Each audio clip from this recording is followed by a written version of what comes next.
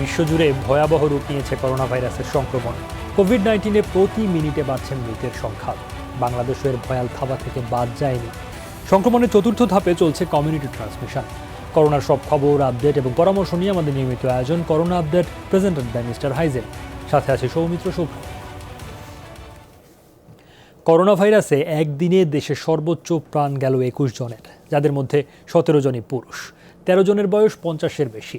শেষ 24 ঘন্টায় 9,788টি নমুনা পরীক্ষা করে আরও 1,602 জনের শরীরে মিলেছে করোনা ভাইরাস। স্বাস্থ্য দপ্তরের অনলাইন ব্রিফিংয়ে অতিরিক্ত মহাপরিচালক জানান, মৃতদের 12 জনই ছিলেন ঢাকার বাসিন্দা।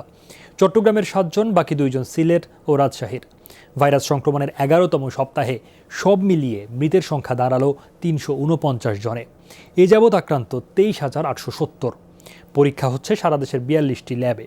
স্বাস্থ্য বিভাগ বলছে, গেল দিনে সুস্থ হয়েছেন 212 জন।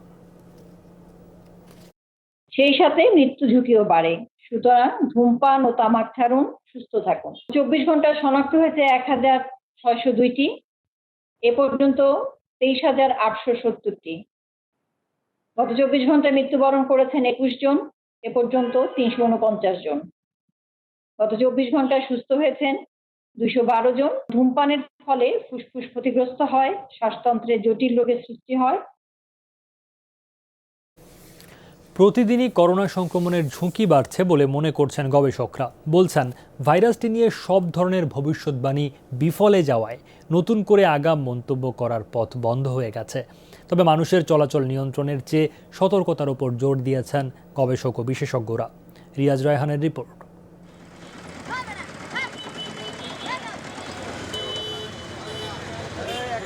দৃশ্য দেখে মনে হবার কোনো উপায় নেই, দেশে কোভিড-19 আক্রান্তের সংখ্যা প্রায় 25,000-এর ঘরে। 300 মানুষের প্রাণ গেছে এরই মধ্যে, যেটি থামার কোনো লক্ষণ এখনো দেখা যাচ্ছে না। তবুও প্রয়োজন আর অপ্রয়োজনের চরকিতে ঘর থেকে বাইরেই মানুষের সংখ্যা বেশি। শুরু থেকে নানা ধরনের আগাম ধারণা করা হয়েছিল ভাইরাসটির কার্যকারিতা সম্পর্কে। দেশে আক্রান্তের সংখ্যা আর ধরনের বিচারে ভাইরাসটি সম্পর্কে এখন আর কোনো পূর্বাভাসের সুযোগ নেই বলে মনে করেন ভাইরাস বিশেষজ্ঞরা। অন্য করোনা ভাইরাস যেগুলি নিয়মিত আমাদের সংক্রমণ ঘটিয়ে থাকে, সে কোনোটাই কিন্তু আপনার এপ্রিল মাসের পরে আর সংক্রমণ দেখা যায় না। আমরা চিন্তা করছিলাম যে হয়তোবা বিভিন্ন রকমের দৈবাত যদি কোনো কারণ হয়, প্রাকৃতিক কারণ হোক, আবহাওয়াজনিত কারণ হোক, হয়তোবা এটা কমে যেতে পারে। কিন্তু আমরা দেখলে পেলাম যে আসলে কখনোই কমছে না, বরঞ্চ দিনকে দিন এটা বৃদ্ধি পাচ্ছে। রোগতত্ত্ব গবেষকরা বলছেন, ভাইরাসটির আচরণ সব ক্ষেত্রে একরকম নয়। পশ্চিমা দেশগুলোর সঙ্গে ভিন্নতা আছে বিষুবীয় অঞ্চলের। ইউরোপ, মার্কিন যুক্তরাষ্ট্র এবং চায়না যে শীর্ষ 10টা দেশ, যেখানে হঠাৎ করে একটি শহরে সংক্রমণের বিস্ফোরণ ঘটেছে, সেটা কিন্তু বাংলাদেশে এখনো হয়নি। আমাদের সাথে মিল আছে অনেকটা ভারত কিংবা শ্রীলঙ্কা, থাইল্যান্ড, এই সময় অধিকাংশ দেশই বাংলাদেশের মতোই ধীরে ধীরে সংক্রমণটা বাড়ছে, কমছে আবার বাড়ছে। গবেষকরা বলছেন, খুব সহজেই এই ভাইরাস থেকে মুক্তির কোনো সম্ভাবনা নেই। এখনো আক্রান্তের সংখ্যা সর্বোচ্চ স্তরে পৌঁছায়নি বলে মনে করেন তারা। বলছেন, ক্রমেই সংক্রমণের দিক থেকে ঝুঁকিপূর্ণ হয়ে উঠছে বাংলাদেশ। আর ভাইরোলজিস্টরা বলছেন, জীবন আর জীবিকাকে একসাথে নিয়ে চলার চ্যালেঞ্জ নেওয়া ছাড়া কোনো গতি নেই। অনেকটা বন্যার মতো আমাদের ধীরে ধীরে বাড়ছে, আবার হয়তো চলে যেতে একটু সময় লাগবে। সেটা আমাদের বাংলাদেশে এখনো যে বৈশিষ্ট্য সংক্রমণের, আমাদের হয়তো আরো বেশ কিছুদিন সময় লাগবে সংক্রমণটা শীর্ষ পর্যায়ে পৌঁছে সেটা চলে যেতে। এই ভাইরাস আসলে আমাদের সাথে ওতপ্রোতভাবে জড়িত হয়ে পড়েছে এবং এই ভাইরাসকে নিয়ে আসলে আমাদেরকে বাঁচতে শিখতে হবে। সার্ভাইভাল অফ দ্য ফিটেস্ট, যে যুদ্ধ করে টিকে থাকতে পারবে সেই এই করোনা যুদ্ধে বেঁচে যাবে। আর যারা টিকতে পারবে না, তাদের হয়তো এই পৃথিবী থেকে বিদায় নিতে হবে। কম সংক্রমিত এলাকাগুলোতে মানুষের চলাচল নিয়ন্ত্রণের মাধ্যমে ধীরে ধীরে এই ভাইরাস সংক্রমণের মাত্রা কমিয়ে আনার পরামর্শ বিশেষজ্ঞ গবেষকদের। রিয়াজ রায়হান, যমুনা নিউজ, ঢাকা। করোনা চিকিৎসায় আইভারমেকটিন ও ডক্সিসাইক্লিন প্রয়োগ নিয়ে 2-1 দিনের মধ্যেই বৈঠক করবে স্বাস্থ্য মন্ত্রণালয়ের টেকনিক্যাল কমিটি। সবার মতামত পেলে ব্যাপক পরিসরে ব্যবহার হতে পারে দেশে। বাংলাদেশ মেডিকেলের রেসপিরেটরি মেডিসিন বিভাগের প্রধান ডাক্তার তারেক আলম ওষুধ দুটি ব্যবহারে সফলতা পেয়েছেন। মোনাশ ইউনিভার্সিটির গবেষণায় বলা হয়েছিল এই ওষুধ দুটির কথা। করোনা চিকিৎসায় আইভারমেকটিন ঔষধের সফলতা আশার আলো দেখাচ্ছে দেশবাসীকে। অস্ট্রেলিয়ার মোনাস ইউনিভার্সিটির বায়োডাইভার্সিটি ডিসকভারি ইনস্টিটিউটের এক গবেষণা বলছে, পরজীবী প্রতিরোধী আইভারমেকটিন ধ্বংস করে প্রাণঘাতী করোনা। ডক্টর কেলির নেতৃত্বে 2 এপ্রিল প্রকাশিত গবেষণায় বলা হয়, 48 ঘন্টার মধ্যেই টিস্যুতে থাকা করোনায় কাজ করে আইভারমেকটিন।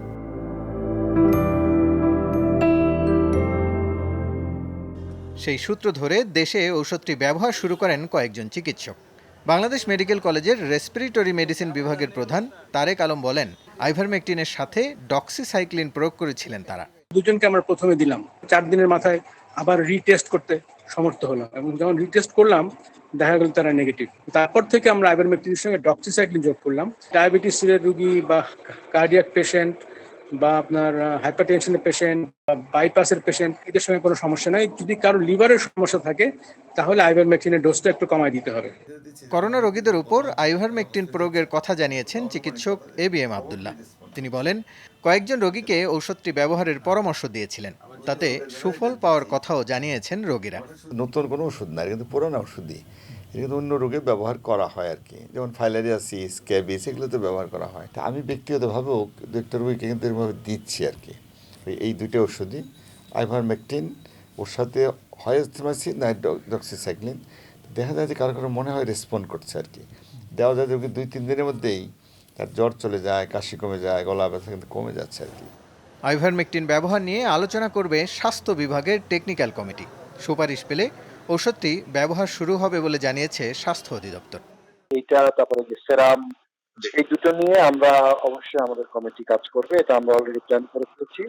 আমরা হয়তো 3-4 দিন লাগবে, কারণ তথ্যপত্র একটু জোগাড় করা লাগবে। আমাদের টিম হয়তো যারা দাবি করছে তাদের সঙ্গে কথা বলবে, তারপর দেখে আমরা জানাবো। আমাদের জাতীয় টেকনিক্যাল কমিটি আছে, তাদের রিকমেন্ডেশন লাগবে। ক্লিনিক্যাল ম্যানেজমেন্ট কমিটি আছে, যেখানে মেডিসিন বিশেষজ্ঞরা আছেন, তারা যেভাবে রিকমেন্ড করবেন আমরা সেইভাবে করব। সাধারণত উকুননাশক হিসাবে ব্যবহৃত হয় আইভারমেকটিন। চিকিৎসকদের অনুমতি ছাড়া কোনোভাবেই ঔষধটি ব্যবহার না করার পরামর্শ বিশেষজ্ঞদের। রাসেল আহমেদ, যমুনা নিউজ, ঢাকা। দেখছেন corona update presented by Mister Hygiene. একটা বিরতিতে যাচ্ছি, একটু পরেই ফিরছি, সাথেই থাকুন।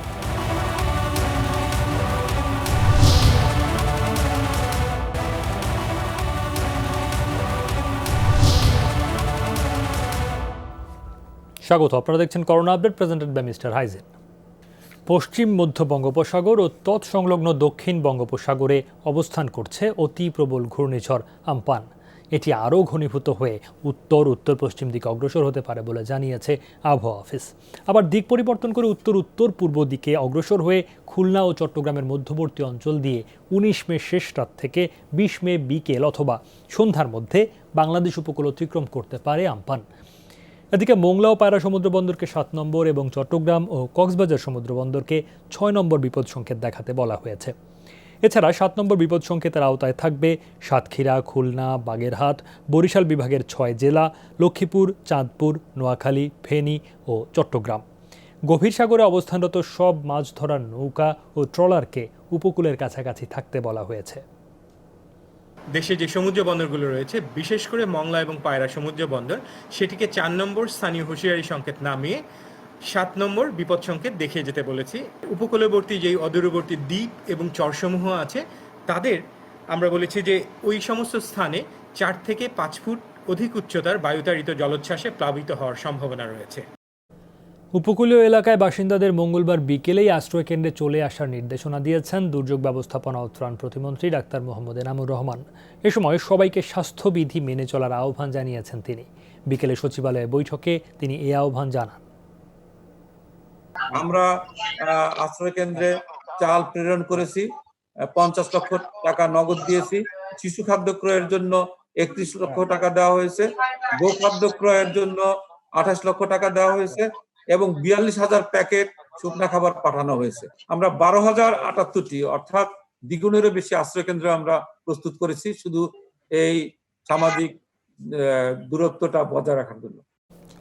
এ পর্যায়ে আমাদের সাথে যুক্ত হচ্ছেন খুলনার জেলা প্রশাসক মোহাম্মদ হেলাল হোসেন।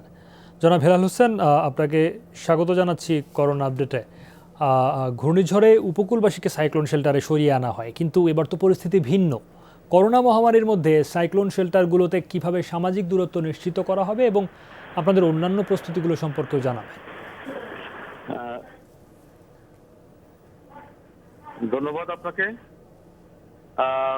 করোনা পরিস্থিতির মধ্যে এবারে ঘূর্ণিঝড় যে আম্পান উপকূলীয় অঞ্চলে আসছে, তো ইতিমধ্যে খুলনা জেলা প্রশাসন সরকারের নির্দেশনা অনুসারে সার্বিক প্রস্তুতি গ্রহণ করেছে এবং আমাদের খুলনাতে নর্মালি আশ্রয় কেন্দ্র হলো 361টা। যেহেতু সোশ্যাল ডিস্টেন্স মেনটেন করার বিষয় এখানে রয়েছে, তাই আমরা ইতিমধ্যে প্রায় 608টি আশ্রয় কেন্দ্র ইতিমধ্যে প্রস্তুত রেখেছি, যাতে করে স্বাস্থ্যবিধি মেনে চলে আমাদের আশ্রয় কেন্দ্রগুলোতে আমরা জনগণকে শেল্টার দিতে পারি। এবং ইতিমধ্যে সকল স্টেক হোল্ডারের সাথে আলোচনা করে পাবলিক অ্যাওয়ারনেস সৃষ্টি করা হচ্ছে, উপকূলীয় অঞ্চলে মাইকিং করা হচ্ছে।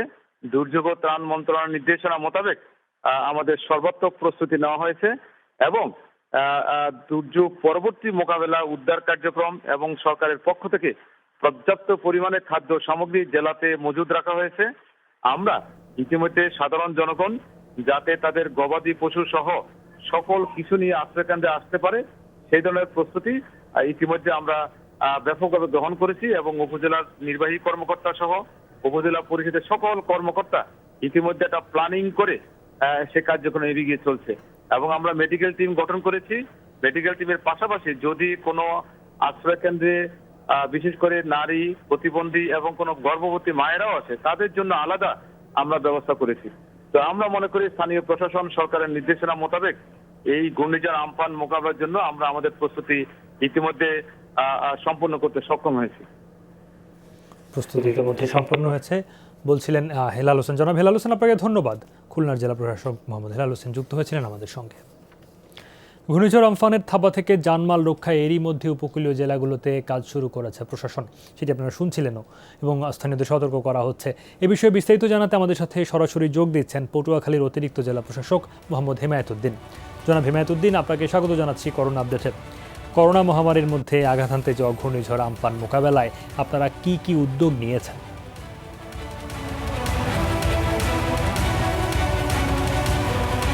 আপনাকে অসংখ্য ধন্যবাদ। ইতিমধ্যে আমাদের বিভাগীয় কমিশনার, বরিশাল বিভাগের সম্মানিত বিভাগীয় কমিশনার এবং আমাদের পেট্রোলিয়াম কর্পোরেশনের চেয়ারম্যান জনাব শামসুর রহমান সচিব স্যার এবং আমাদের পটুয়াখালী জেলার জেলা প্রশাসক জনাব মতিউর ইসলাম চৌধুরী স্যারের নির্দেশনায় ইতিমধ্যে আমরা গতকালকে জেলা দুর্যোগ ব্যবস্থাপনা কমিটির সভা করেছি এবং আমাদের 8টি উপজেলা কমিটির সভা অনুষ্ঠিত হয়েছে। ইতিমধ্যে আমরা এই জেলায় গত বুলবুল যখন আমরা মোকাবেলা করেছি তখন এই জেলায় 701টি আশ্রয় কেন্দ্র ছিল। আমরা নতুন করে আশ্রয় কেন্দ্র আরো বাড়িয়েছি 49টি, মোট 750টি আশ্রয় কেন্দ্রে আমরা জনগণকে সেখানে আশ্রয় কেন্দ্রে নিয়ে আসার জন্য সকল ধরনের প্রস্তুতি সম্পন্ন করেছি। ইতিমধ্যে আমাদের বিশেষ করে রাঙামালী উপজেলা, কলাপাড়া, গলাচিপা এই উপজেলা সমূহ আপনি জানেন যে আমাদের এখানে চরাঞ্চল বেষ্টিত। সেই চরাঞ্চলের উপজেলা সমূহ থেকে ট্রলার, আমরা নৌকা, এগুলো আমরা প্রস্তুত রেখেছি যাতে লোকজনকে আমরা নিরাপদ আশ্রয় স্থানে নিয়ে আসতে পারি।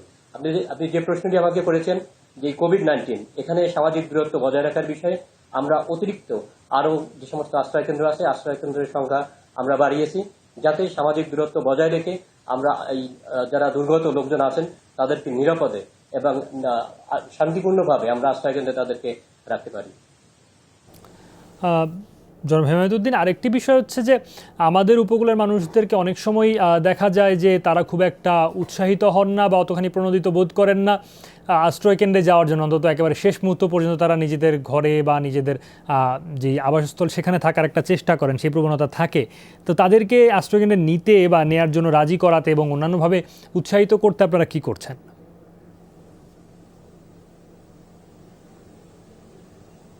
জি, আপনাকে অসংখ্য ধন্যবাদ। ইতিমধ্যে আপনি জেনে খুশি হবেন যে আমরা গত বুলবুল যখন আমরা মোকাবেলা করেছি, বুলবুলের সময় সারা বাংলাদেশ থেকে সর্বাধিক লোকজন এই পটুয়াখালী জেলা থেকে আমরা প্রায় 5.5 লক্ষ লোকজনকে আমরা নিরাপদ আশ্রয়ে নিয়ে আসতে সক্ষম হয়েছিলাম। ঠিক একইভাবে আমরা এই ঘূর্ণিঝড় আম্পান মোকাবেলায় ইতিমধ্যে সকল উপজেলা নির্বাহী অফিসার, সকল জনপ্রতিনিধি, রাজনৈতিক ব্যক্তিবর্গ এবং তাদের সমন্বয়ে আমরা তাদেরকে উদ্বুদ্ধ করতে সমর্থ হয়েছি এবং আমাদের সকল ধরনের প্রস্তুত রয়েছে। আমরা বুলবুল যেভাবে মোকাবেলা করেছি আমরা প্রত্যাশা করছি যে এবছরও যদি আল্লাহ না করুক এরকম যে ঘূর্ণিঝড় ইতিমধ্যে 7 নম্বর সিগন্যাল চলে এসে আমাদের প্রস্তুতি আছে। আমরা আশা করি যে গত বুলবুলের থেকেও এই ঘূর্ণিঝড় আম্পান মোকাবেলায় আমরা যথাযথভাবে সফল হবে বলে আমরা প্রত্যাশা করছি। অর্থাৎ আগের অভিজ্ঞতা কাজে লাগিয়ে এবার আপনারা আরও সুষ্ঠুভাবে, আরও নির্বিঘ্ন এবং ভালোভাবে এই সামগ্রিক প্রস্তুতি সম্পন্ন করে সেটিকে বাস্তবায়ন করতে পারবেন বলে মনে করছেন। জনাব হিমায়তুদ্দিন, আপনাকে ধন্যবাদ করোনা আপডেটে যুক্ত হওয়ার জন্য। আমাদের সঙ্গে যুক্ত হয়েছিলেন পটুয়াখালীর অতিরিক্ত জেলা প্রশাসক। কক্সবাজারে রোহিঙ্গা ক্যাম্পে ঘূর্ণিঝড় আমপান মোকাবেলায় যৌথ মহড়া অনুষ্ঠিত হয়েছে। এতে সেনাবাহিনীর পাশাপাশি স্থানীয় প্রশাসন, এনজিও, জাতিসংঘের বিভিন্ন সংস্থার সদস্য এবং ক্যাম্পের প্রশিক্ষিত রোহিঙ্গারা অংশ নেন। আমপান মোকাবেলায় সেনাবাহিনীর 10 পদাতিক ডিভিশন আগাম প্রস্তুতি নিয়েছে। জরুরি প্রয়োজনে প্রস্তুত রাখা হয়েছে উদ্ধার সামগ্রী। পাশাপাশি রামু সেনানিবাসে খোলা হয়েছে কন্ট্রোল রুম।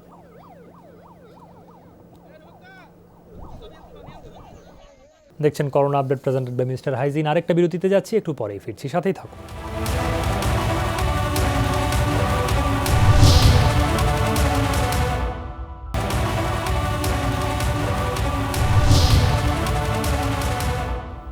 স্বাগত আরেকবার। আপনারা দেখছেন corona update presented by Mister Hygiene. এক সপ্তাহ পর আবারও 3000-এর কোঠায় নামলো করোনা ভাইরাসে একদিনে প্রাণহানির সংখ্যা। 24 ঘন্টায় বিশ্বে মৃত্যুবরণ করেছেন 3618 জন। আরও 82,000 রোগী শনাক্ত হয়েছে। যুক্তরাষ্ট্রেও সপ্তাহখানেক পর 1000-এর নিচে নামলো প্রাণহানি। দেশটিতে 24 ঘন্টায় মারা গেছেন 862 জন। নতুন সংক্রমিতের সংখ্যা 19,500। এদিকে রাশিয়ায় 94 জন মারা গেলেও শনাক্ত হয়েছে আরও 10,000 রোগী। বর্তমান হটস্পট ব্রাজিলেও 24 ঘন্টায় মৃত্যুবরণ করেছেন 500-র কাছাকাছি, আক্রান্ত 8,000-এর মতো। ইউরোপের পরিস্থিতি অনেকটা নিয়ন্ত্রণে এলেও হঠাৎ করেই ফ্রান্সে বেড়েছে মৃত্যু। একদিনে দেশটিতে মারা গেছে 483 জন। বিশ্বে 3,17,000-এর বেশি মানুষ মারা গেছেন করোনায়। সংক্রমণ ছাড়ালো 48,30,000। বৈশ্বিক মহামারী চললেও 4 মাসে আবিষ্কার হয়নি করোনা ভাইরাসের ভ্যাকসিন। প্রতিষেধক আবিষ্কারে যুক্তরাষ্ট্রসহ বিভিন্ন দেশে চলছে 1/2 পরীক্ষা। প্রি ক্লিনিক্যাল পর্যায় থেকে শুরু করে বিভিন্ন ধাপে সাফল্য মিললেও চূড়ান্ত কার্যকারিতা প্রমাণে অনেকটা পথ বাকি। বিশেষজ্ঞদের উদ্বেগ, ওষুধ বা ভ্যাকসিন সহজলভ্য না হলে কঠিন হবে মহামারী নিয়ন্ত্রণ।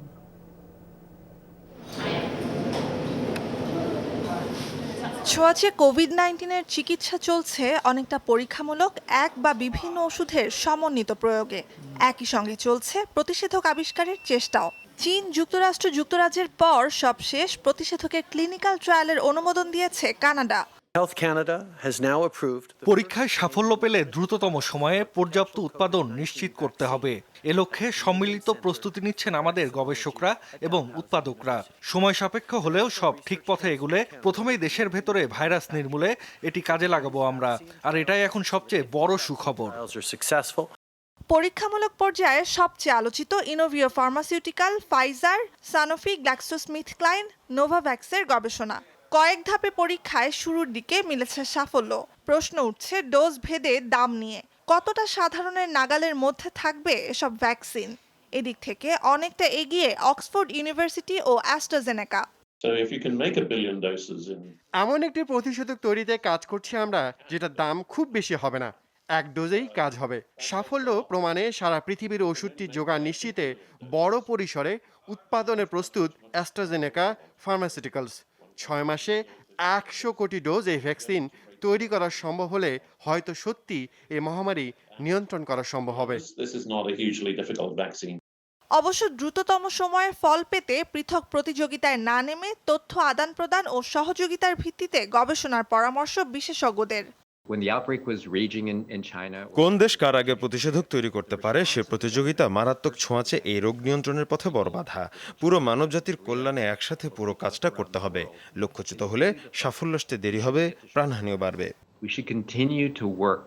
করোনার প্রতিষেধক হিসেবে পরীক্ষামূলক পর্যায়ে থাকা ওষুধগুলোর চূড়ান্ত কার্যকারিতা নিশ্চিতে লেগে যেতে পারে 1-1.5 বছর। নেতিবাচক ফল বা পার্শ্ব প্রতিক্রিয়ার ক্ষেত্রে অপেক্ষা বাড়তে পারে আরও। নুজহাত কামাল, যমুনা নিউজ। ইউরোপের পাশাপাশি বিশ্বের অনেক দেশই হাঁটছে লকডাউন শিথিলের পথে। তবে লাতিন আমেরিকায় করোনা ভাইরাস সংক্রমণ রয়েছে চূড়ান্ত পর্যায়ে। এমন পরিস্থিতিতে স্বাস্থ্যবিধি ও মহামারী শিষ্টাচার না মেনে জনসমাবেশ করায় তীব্র নিন্দার মুখে পড়েছেন ব্রাজিলের প্রেসিডেন্ট। এদিকে বিশ্ব স্বাস্থ্য সংস্থার নতুন প্রতিবেদন বলছে শিশুরা করোনায় আক্রান্ত হলেও তারা ততটা অসুস্থ হবে না, এমনকি তাদের কাছ থেকে অন্যান্যদের মধ্যে ছড়িয়ে পড়ার শঙ্কাও কম। করোনা সংক্রমণের দিক থেকে পঞ্চম অবস্থানে ব্রাজিল, চলতি মাসেই জ্যামিতিক হারে বিস্তার ঘটে ভাইরাসটির। ইউরোপিয়ান হটস্পট ইতালিকেও টপকে গেছে লাতিন দেশটি।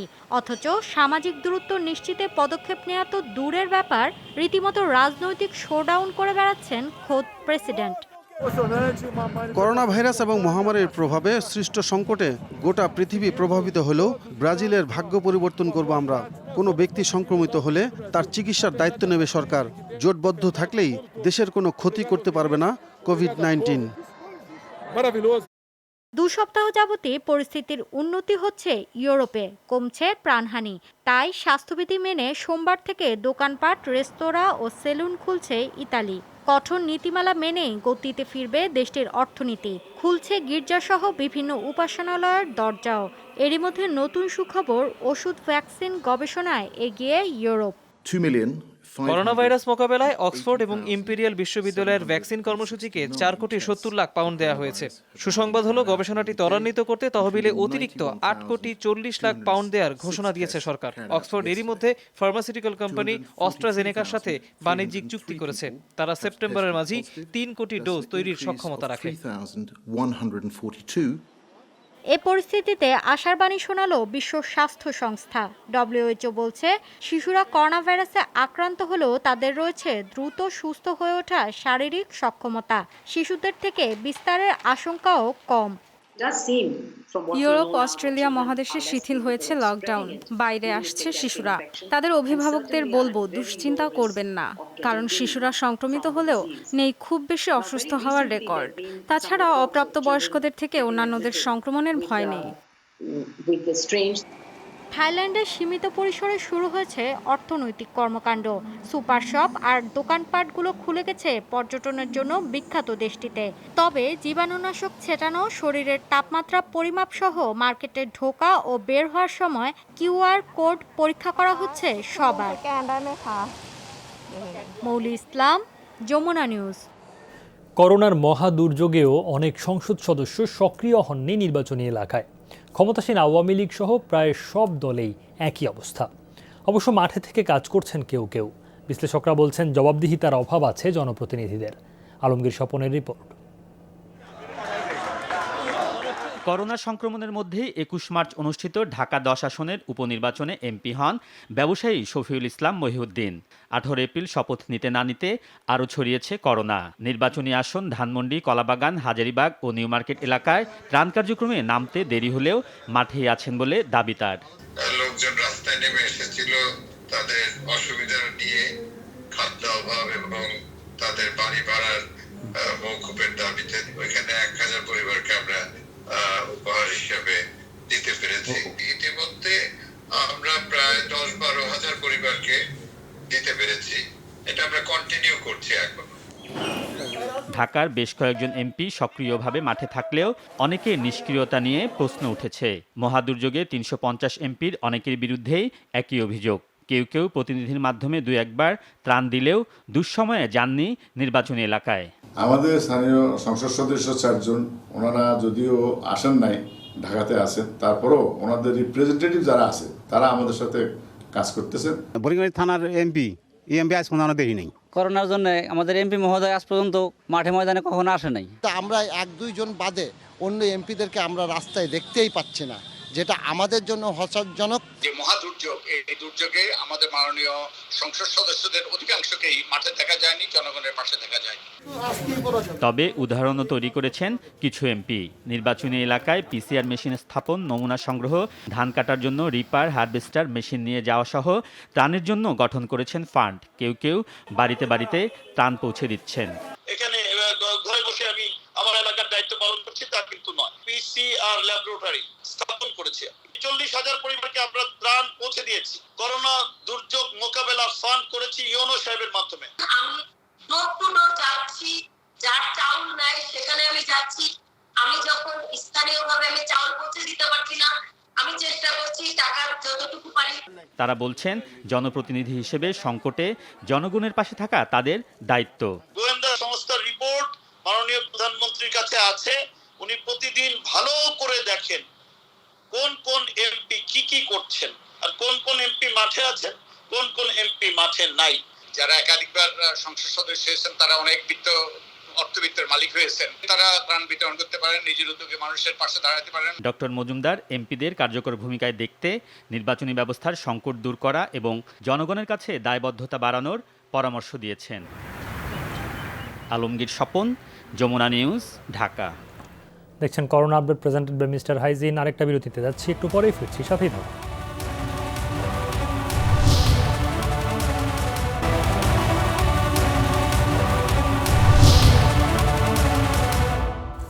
স্বাগত আরেকবার, আপনারা দেখছেন corona update presented by Mister Hygiene. করোনার সবশেষ পরিস্থিতি জানাতে আমাদের সাথে যুক্ত হচ্ছেন ডয়চে ভেলের সাংবাদিক অনুপম দেবকাননগো। অনুপম, যমুনার করোনা আপডেটে আপনাকে স্বাগত জানাচ্ছি। এখন পর্যন্ত তো অনেক দেশই করোনা ভ্যাকসিন নিয়ে আসার কথা শোনাচ্ছে, কিন্তু চূড়ান্ত কার্যকারিতার কোনো সুখবর পাওয়া যাচ্ছে না। ভ্যাকসিন আবিষ্কার হলেও তা সাধারণের জন্য কতটা সহজলভ্য হবে বলে আপনি মনে করেন? এই বিষয়টি নিয়ে আসলে আমরা যতটা চিন্তিত, আপনি যতটা চিন্তিত, বিশ্ব স্বাস্থ্য সংস্থা এবং যে দেশগুলো সেটা নিয়ে কাজ করছে তারাও ঠিক একইভাবে চিন্তিত। এবং বেশ গত কয়েক বছর ধরেই বিশেষ করে সার্স, মার্স এরকম বেশ কয়েকটি পরপর নতুন ভাইরাসের উপদ্রব ঘটার পর থেকেই আসলে এই বিষয়ে বিশ্ব নেতারা এক ধরনের আশঙ্কায় ভুগছিলেন যে যদি কখনো বৈশ্বিক মহামারী ছড়িয়ে পড়ে তাহলে ভ্যাকসিন আবিষ্কার হলে সেই ভ্যাকসিনটা কিভাবে সবার কাছে পৌঁছে দেওয়া যাবে। তো সেই লক্ষ্য সামনে রেখেই ওয়ার্ল্ড হেলথ অর্গানাইজেশনের কিন্তু এই ধরনের কোনো মেকানিজম নেই যে তারা কোনো একটি ভাইরাস ভ্যাকসিনের সুপারভাইজ করবেন এবং তারা দায়িত্ব নিয়ে সেটি পৌঁছে দিবেন। সেই কারণে সেপি নামে একটি জোট গঠিত হয়, যে জোটে মোটামুটি বিশ্বের প্রায় সবকটি দেশই আছে।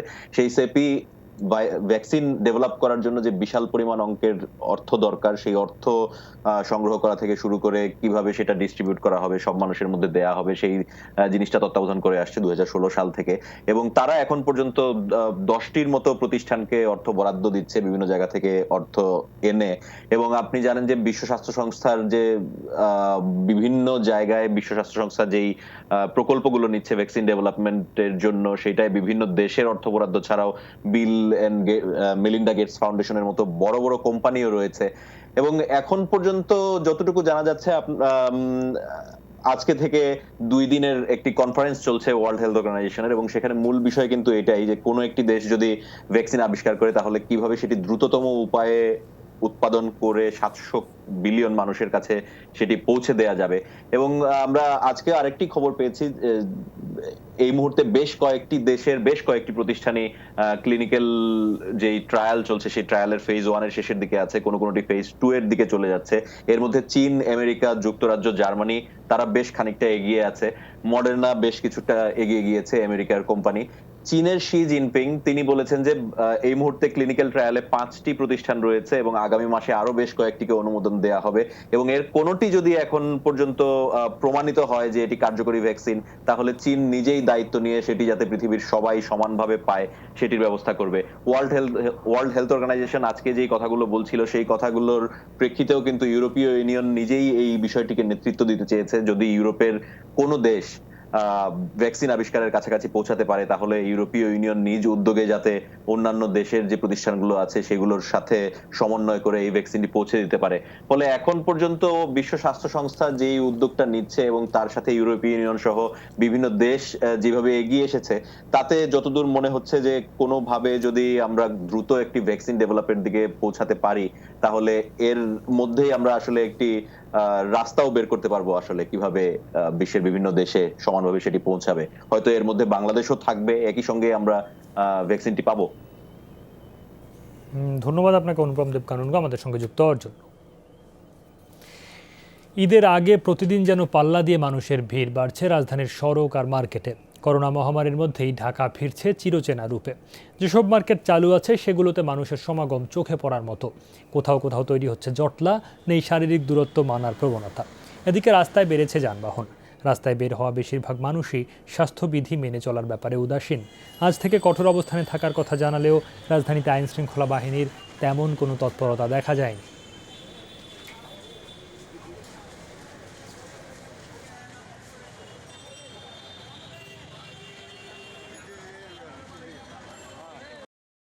দরকার যদি না হয় তাহলে কি মানুষের বাইরে বলেন?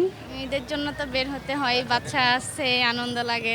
আমরা তো বুঝি বাচ্চারা তো বুঝে না, ওদের মেন্টালিটি আমাদের মেন্টালিটি ডিফারেন্স। আসলে খুব রিস্কে আছি আমরা, এই যে ভয়ে মার্কেটে ঢুকতে মন চাচ্ছে না। না খাই মরণ লাগবো, নাহলে করুণায় মরণ লাগবো। মানবতার ক্ষেত্রে সেক্ষেত্রে তো আমরা এই মুহূর্তে কিছু করতে পারতেছি না, কারণ তারপরে সরকারি নির্দেশ আমরা কঠোরভাবে যতটুকু সম্ভব আমরা চেষ্টা করতেছি পালন করার জন্য। স্বাস্থ্যবিধি অমান্য করেই বেচাকেনা চলছে জেলা শহরের মার্কেটগুলোয়। বন্ধ ঘোষণা দিয়েও বন্ধ হয়নি দোকান। প্রয়োজনে অপ্রয়োজনে ঘর ছেড়ে বেরোচ্ছে মানুষ। এর মধ্যে ঈদের ছুটি কাটাতে ঘরমুখী মানুষের ভিড় ফেরিঘাটে। যাত্রীর চাপ আরও বেড়ে যাওয়ায় বন্ধ রাখা হয় ফেরি চলাচল।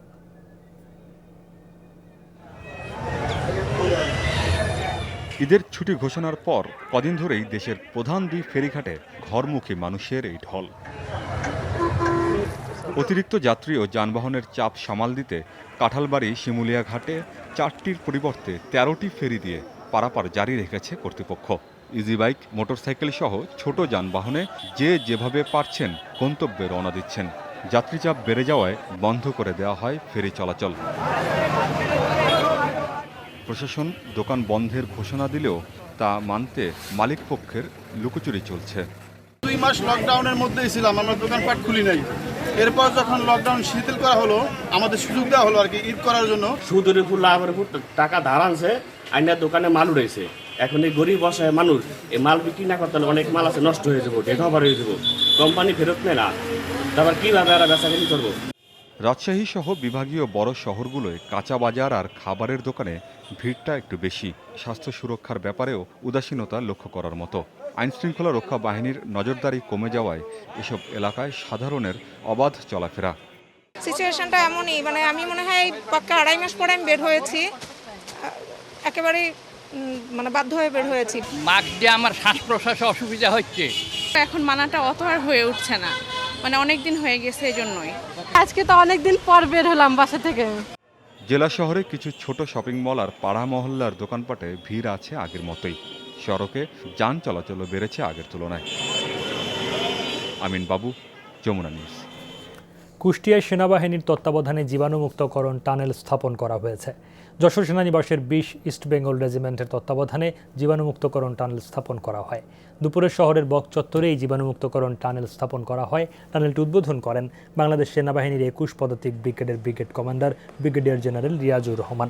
এই টানেলের মধ্য দিয়ে পথচারী, রিকশা, ভ্যান, মোটরসাইকেল সহ মাঝারি আকৃতির গাড়িগুলো জীবাণুমুক্ত হয়ে শহরে প্রবেশ করতে পারবে।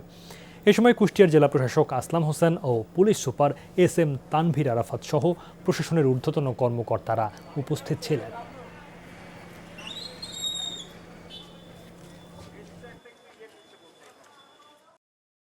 এই ডিসইনফেকশন টানেল যেটা মূল উদ্দেশ্য হচ্ছে পথচারীরা যখন এই রাস্তা দিয়ে যাওয়া আসা করবে তখন যেন তার অটোমেটিক কোনো পরিশ্রম ছাড়াই এই টানেলের ভিতর দিয়ে গেলেই তার গাড়ি এবং তার দেহটা যাতে ডিসইনফেকশন হয় সেই উদ্দেশ্যেই এই টানেলটা তৈরি করা হয়েছে। এই ছিল corona update presented by mister হাইজিনে। এতক্ষণ সাথে থাকার জন্য সবাইকে ধন্যবাদ।